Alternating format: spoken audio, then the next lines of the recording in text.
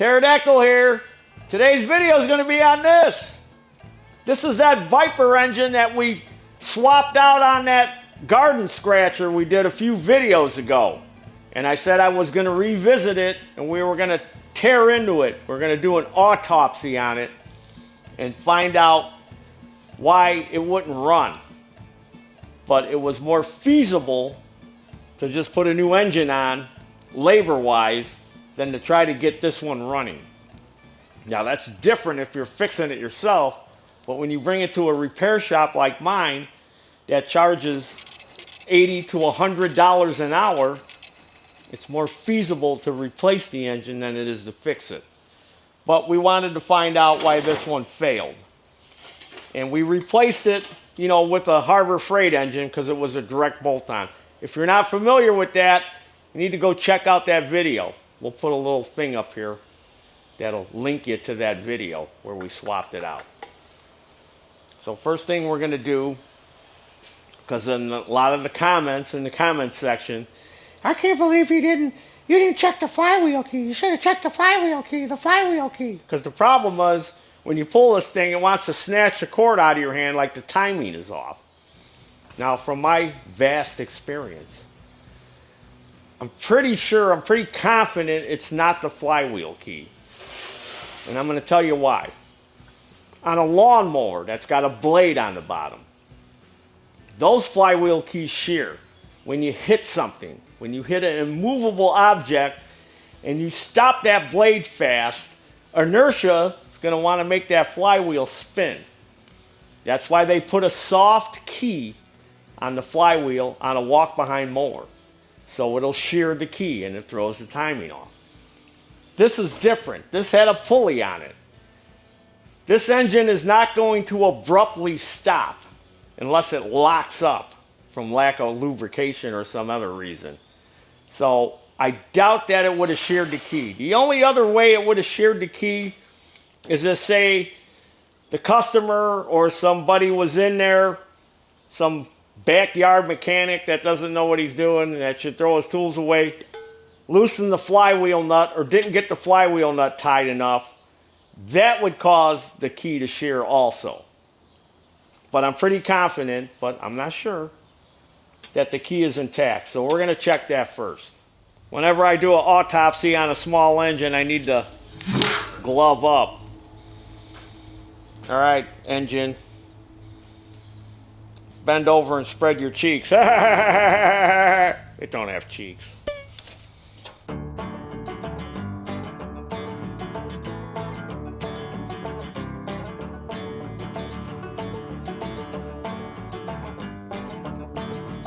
Well, it doesn't appear to be sheared, but that's hard to tell. Let me pull the rest of this cover off.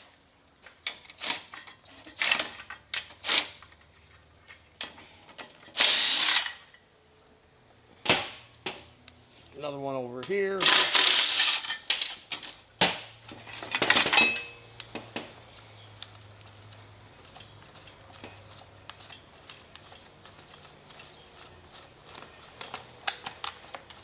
I bet you the flywheel key sheared. You're going to be embarrassed. I sure will. Look at that air filter they made. I think they made. Unless this is the factory one. From Hobo Freight. I don't know. I don't work on too many of these. Disconnect that spring there.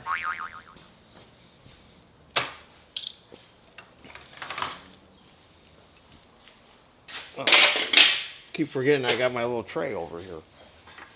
That's got tools.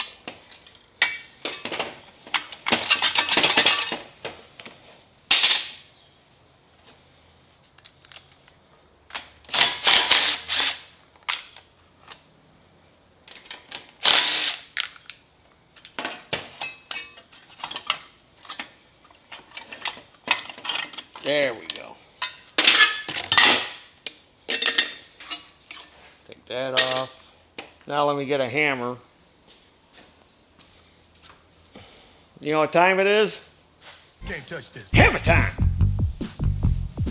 Can't touch this. Hammer time. Hammer time. Let me put this on so I don't damage it. Even though this engine's probably just going to be for parts.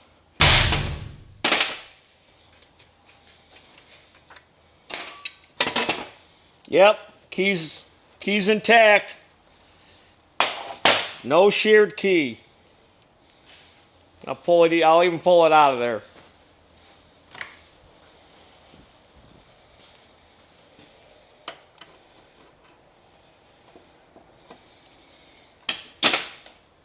Steel key, and it's a pretty stout key for this little tiny engine. All right. So the next thing, we disconnect this. Had to unplug the kill switch. Let's drain all the dinosaur syrup out of it and pull that side cover off.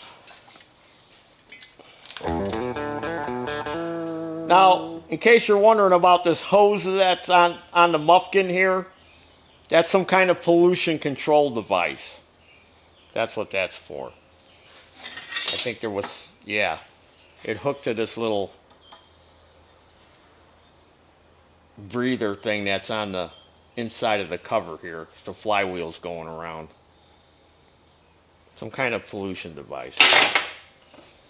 All right, so we're going to pull the side cover off.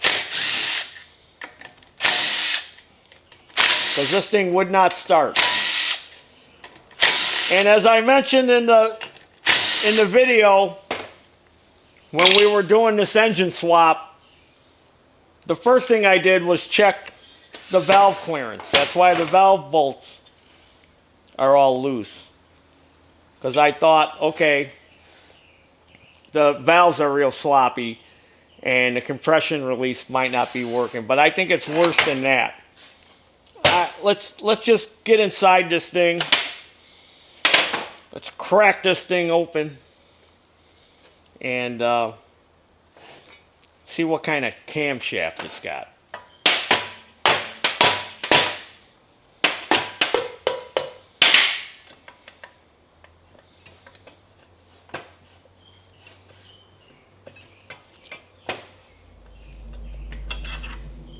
Oh, it's got a plastic camshaft.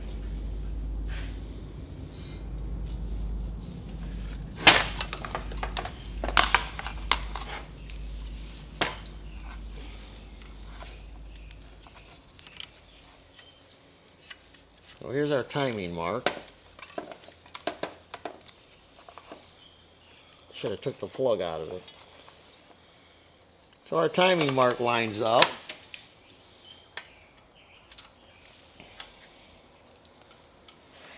It's got a compression release on it, which I thought probably failed, which it did. So I was correct in my assumption. Here's our compression release. So it's supposed to be in that position so it bumps the valve. Because the customer did say he was able to get it started sometimes.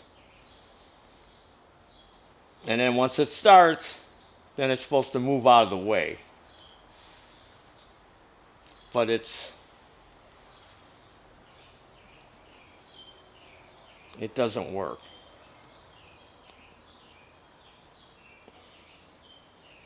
There's a little spring on there.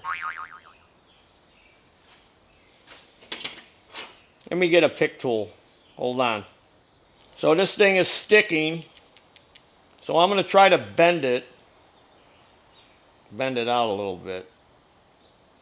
Because it seemed to be rubbing on the side of the shaft here. Oh, yeah, see, that was the problem. It was rubbing against here. Now it's working. All I had to do was tweak it out a little bit.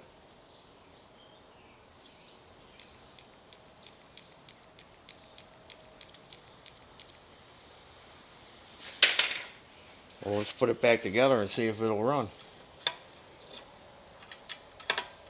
Put the cover on, put the flywheel back on, and see what happens. All right, I got it all back together. I refilled it with some dinosaur syrup, or the lifeblood of the engine. Got it on fast, got switch on, got choke on. Let's see if it'll start.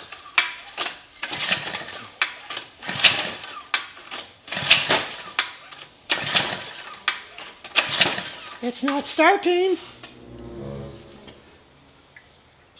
It's not yanking the cord out of my hand like it was.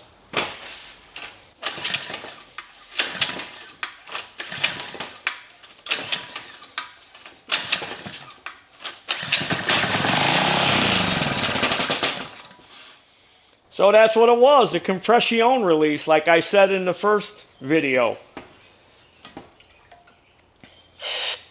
But it only wants to run on carb spray.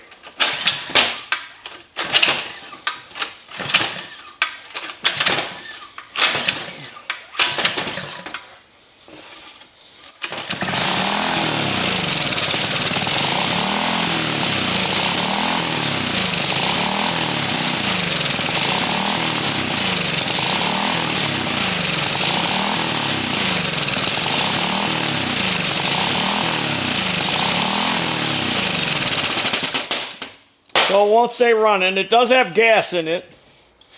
And the gas is clean. Don't look old. There's a drain on the bowl here.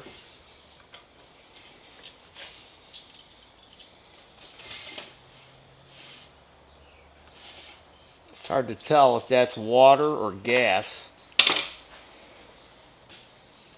Let me get a little jar. See what's in there. Looks like gas.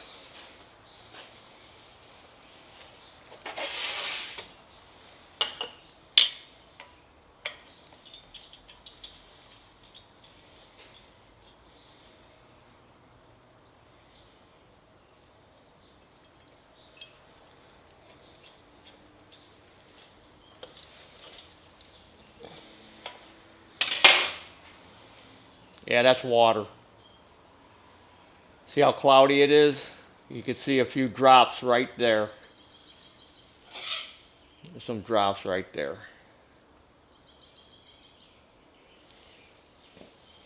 So it will run.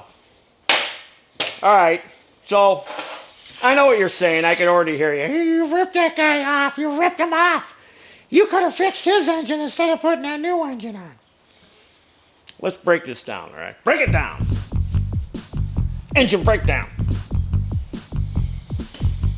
This recoil is jacked up. Doesn't grab all the time. I would have had to fix that. Look at all these janky fuel lines. Would have had to replace all that. It's got this crappy air filter element in it. Again, I don't know how much dirt this thing had ingested because I couldn't get it started. So I'm going to go through all that work, fixing the recoil, you know, fixing the compression release like I did, and then get it all running, and then find out the thing is smoking like a freight train because it sucked in a bunch of dirt.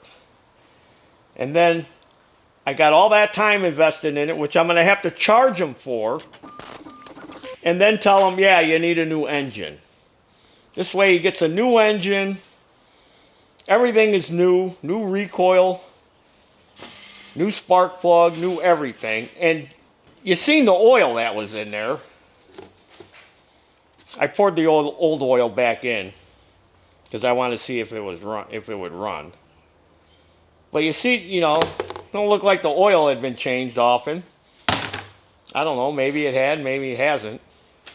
New spark plug. So by the time, now we'd have to clean the carburetor, get all the water out of it. So it would have been the same price as putting a new engine on it. You got to look at it that way. But if you're fixing it yourself and not paying a shop, that's where you're saving the money. But yeah, that's what it was, that compression release.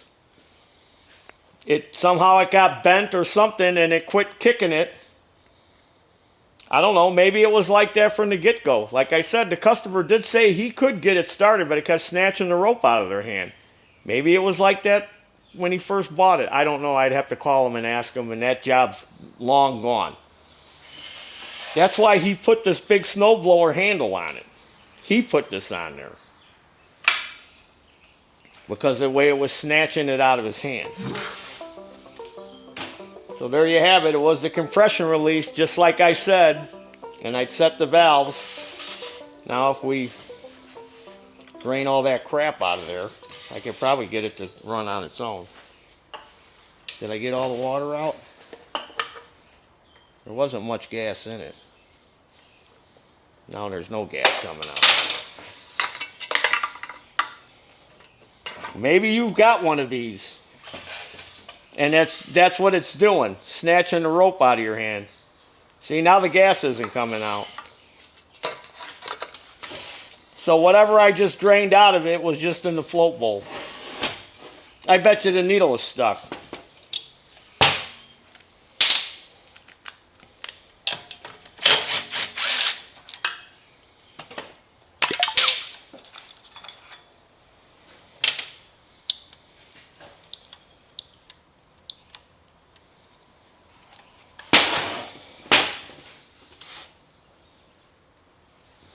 Not getting any gas.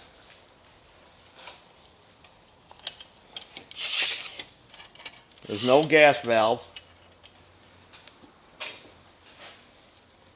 See if we can get it to come out of the tank.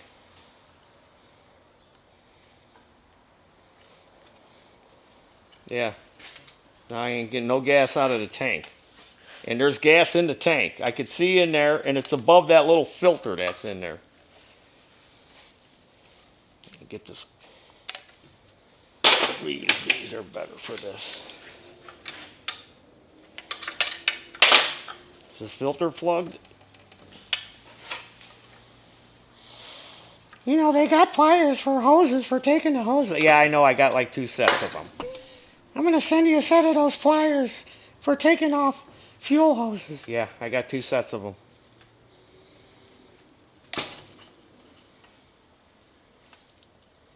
Fuel filter's plugged. Alright, I grabbed another filter.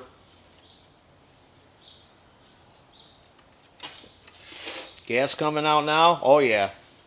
Pouring out now.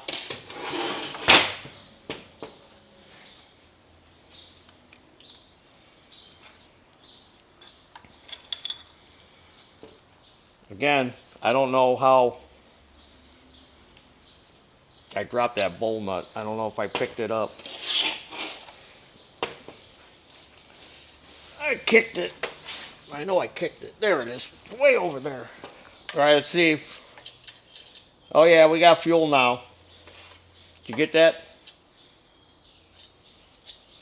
Making a heck of a mess over here. That would have been another cost.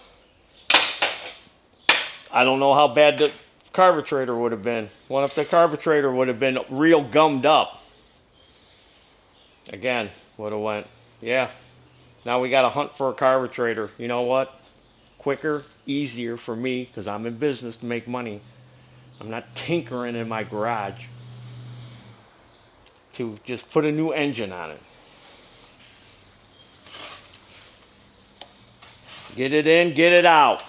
Get the next job done.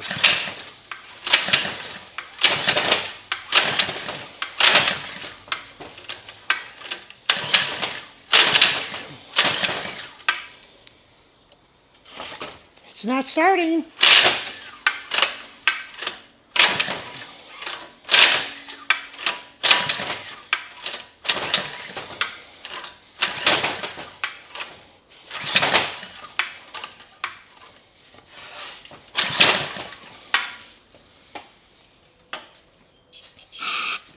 All this messing around.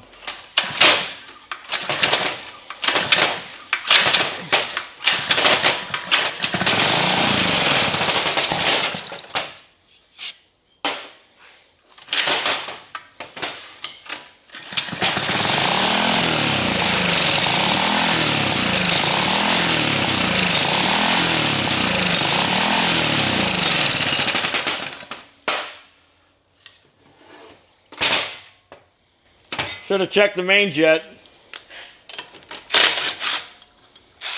But again, just thought it was.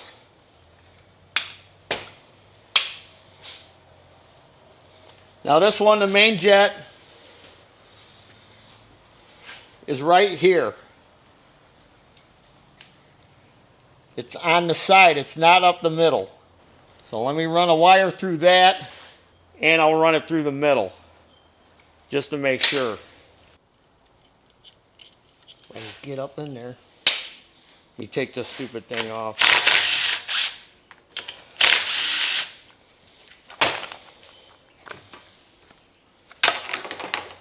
So I can get at it better.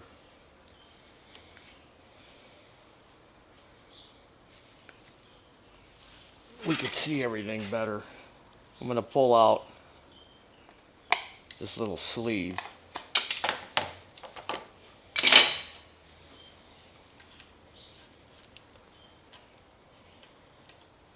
That way I can just bolt this down. Get that out of the way. Now I got a little more room. I'm trying to run this up the center. Alright. Now here's the main jet on the side.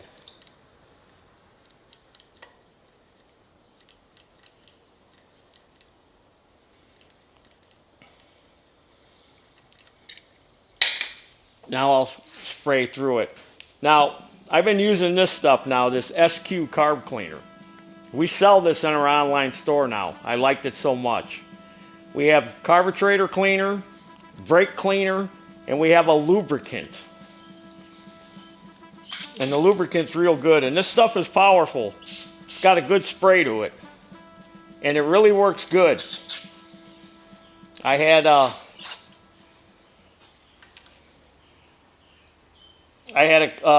engine come in the other day, and the throttle shaft and the choke shaft were all gummed up, and I sprayed a little bit of that on there, and it loosened it right up. And look what it's doing to these nitrile gloves. It's kind of eating through them. That means it's good. Look at, there's some jelly down in there.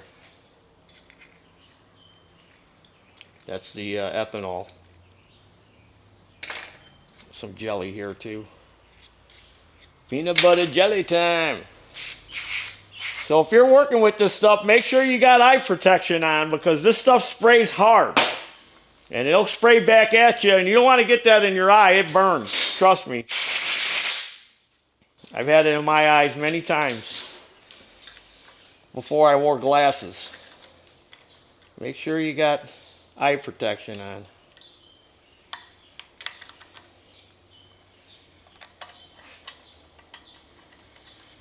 You're ripping the guy off. I love that. You're ripping him off.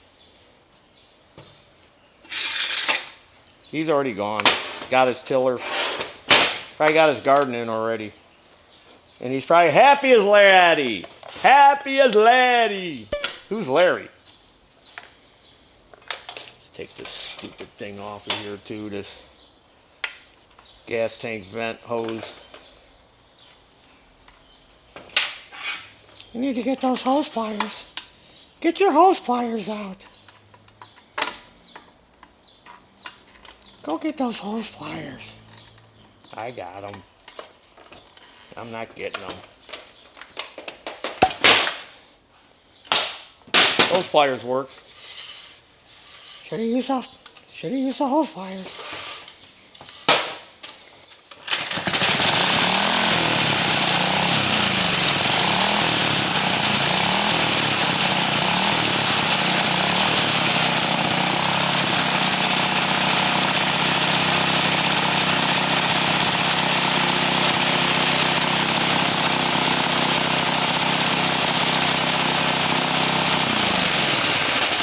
Well, now it runs. So I did get it running. But again, by the time I added up all the parts and labor, it would have been about 119 bucks, like the Harbor Freight engine, and it would have been a new engine. And it would have had all new parts on it. And again, still would have had to fix this. Fuel lines, find an air filter. So this is what we're going to do. We're going to get the Harbor Freight engine that I use, like this one. We're going to go buy one. That 79cc one. And I'm going to take it. We're going to get a brand new one. And I'm going to pop that cover off. And I want to see if that cam looks the same as this cam that's in this Earthquake Viper. Because this was on one of them Earthquake tillers, in case you didn't see that other video. And this is supposedly a 99cc engine, and that one I put on it was 79cc, even though it's identical. You'll see when we bring it here. So I'm sure you grass rats would like to see that. Because I just heard one of you yelling in my ear. You should go buy a 79cc Harbor Freight one and take it apart and see what's inside of there. You got money, you cheap SOB. You're a millionaire. No, I'm not a millionaire. If I was a millionaire, I wouldn't be doing this. I'd be doing something else. Like watching Three Stooges or Adam 12 or Emergency. One of those. Barney Miller. One of them shows. That's what I'd be doing. I wouldn't be here messing with this Viper. The Viper. These are the fangs of the Viper. I'm gonna bite you. Do Vipers make noise like that? Got the engine from Harbor Freight. Now I just need to crack it open. Got to put my gloves on since we're doing an autopsy on this one too.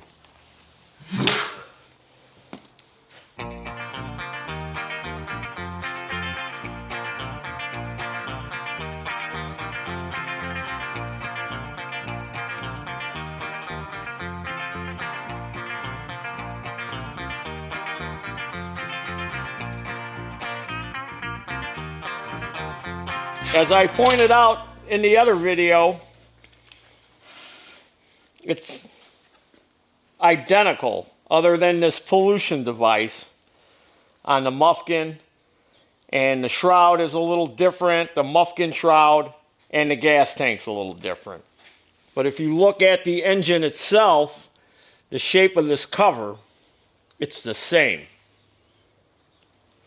Even this little backing plate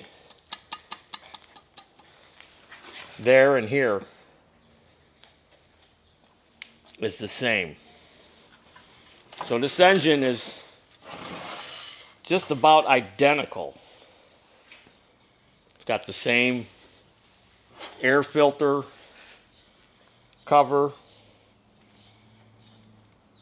And I pointed all this out in the other video. Now I don't know what they did to change the CC rating, because this one supposedly is 99 cc's and this one's 79 cc. And I know some people were pointing out in the car, He's a bore and stroke. He's got a bigger bore and a longer stroke. no, it doesn't. Because then the physical size of the engine would have to be different if it had a longer stroke. I don't know what they did. But that 20 cc's wasn't going to matter on that tiller, that garden scratcher. So let me pull off this cover. Let me get some. I want to get something to lay it on, because I want to keep it as new as possible, because we're just going to look at the cam and then I'm going to put it back together.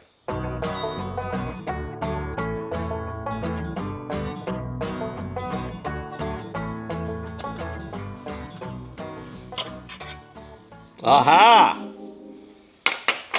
Already looks better already than that crappy Artisam one. Look at that, a metal cam.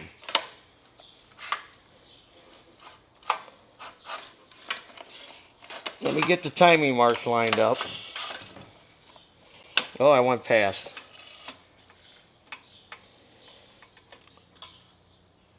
Look at that. A metal cam with a little bit different compression release. compression release. A better compression release than that one that's in this engine. So way better.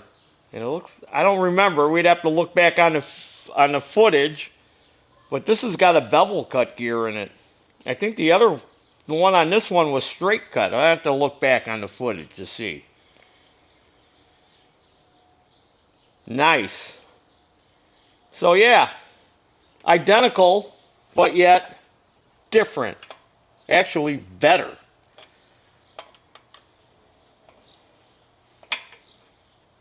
Looky there, grass rats. It's got a little bit of Earl in there. So you know they probably ran this for a second just to make sure it ran. And look at that goober of grease on there too. Right in here by the governor shaft.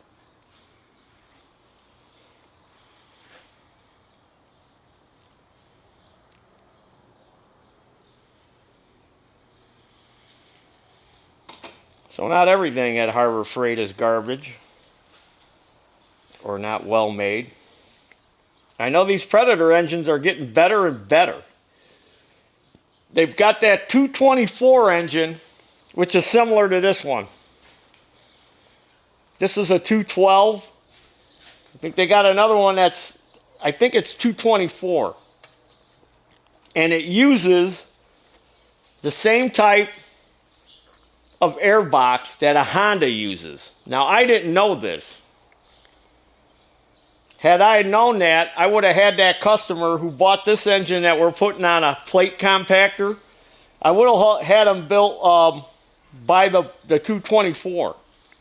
Because then you can use the Honda air filter instead of this air filter. That's why we have this here, because I'm going to take this off and put this on, the Honda one.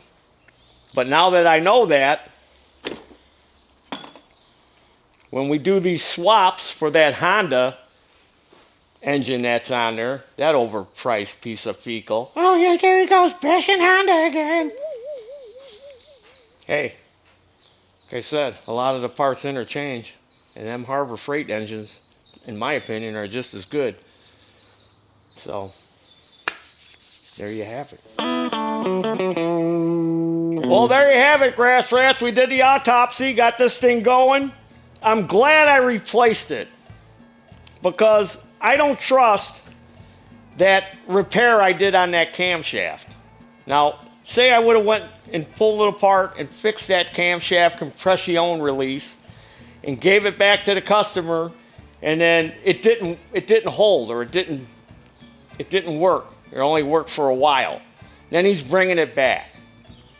And guess what? Well, I always say, comebacks aren't greenbacks. You're not going to make money. Then I'd have to eat it.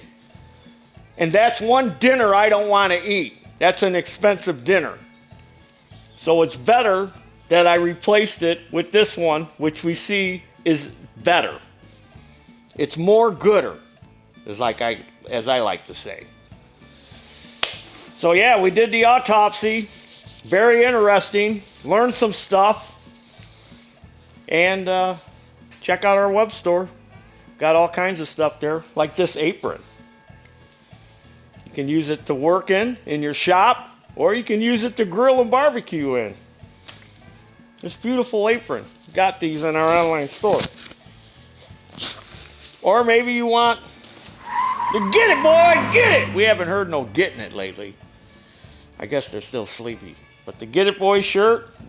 And we also got these gently used work shirts. These are actual gently used work shirts that we had printed on. And you can call yourself Taryl. Or maybe you can go incognito. Hey, what's your name? Hey, your name Taryl? Yeah, I'm Taryl. Even though your name may be Jim or Bob or Dave or Steve or Pete or Mick or, you know. There's your dinner. Woo! Autopsy! Artisan! Harbor Freight! Now you've got to see the inside, the guts of the motor. Get it, boy, get it! He's getting it a little bit.